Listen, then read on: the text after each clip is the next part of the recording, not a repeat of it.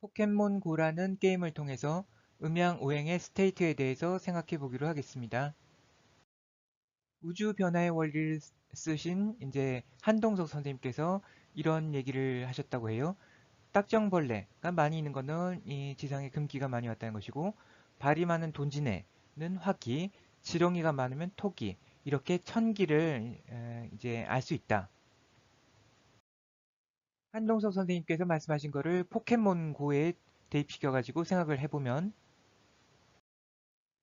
포켓몬고는 비록 가상현실이긴 하지만 어쨌든 우리가 관찰할 수 있는 현상계의 정보를 이제 나타내는데, 그게 이제 어, 예를 들어서 어느 지역에는 어떤 포켓몬이 이제 많이 출몰하고 이걸 이제 둥지라고 그러거든요. 근데 그런 정보들 경우에는 유저들이 이제 직접 그 관찰한 것들을 이제 제보해 가지고 이렇게 이제 알 수도 있고, 그리고 어떤 경우에는 예전에 지금은 없습니다만 서울 포크맵이라는 이 사이트가 있었는데, 굉장히 정확하게 그 어떤 지역 어떤 시간에 어떤 포켓몬이 출현했는지를 알려주거든요.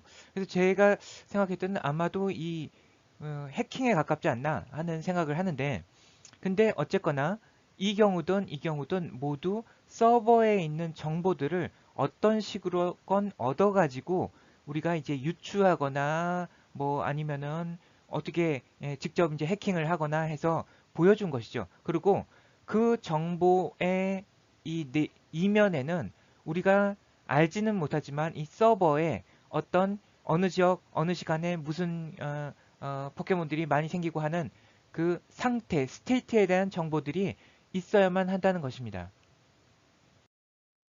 그래서 그 서버에는 시간과 공간, 시공간에 따른 포켓몬을 이제 제너레이션하는 어떤 그 확률에 대한 그 확률을 가진 스테이트가 존재하는데, 그걸 예를 들면은 이 경우에는 직접 알려주는 거죠. 그래서 어느 지역, 뭐 어느 시간에 어떤 포켓몬이 등장합니다. 라고 그 포켓몬고를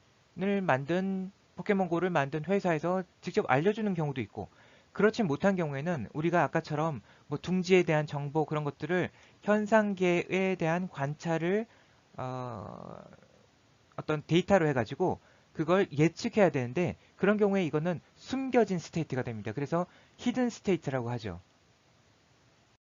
천간과 지지는 히든 스테이트에 대응하기 때문에 히든 스테이트를 예측하는 도구로 사용될 수 있습니다.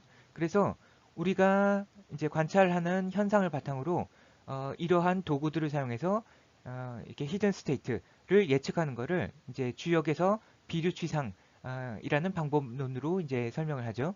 그래서 결론적으로 얘기하자면은 딱정벌레, 돈지네, 지렁이라는 현상을 통해서 우리는 이제 이런 숨겨진 스테이트에 대한 것들을 이제 음양오행 청간지지라는 도구를 사용해서 예측할 수가 있는 것입니다.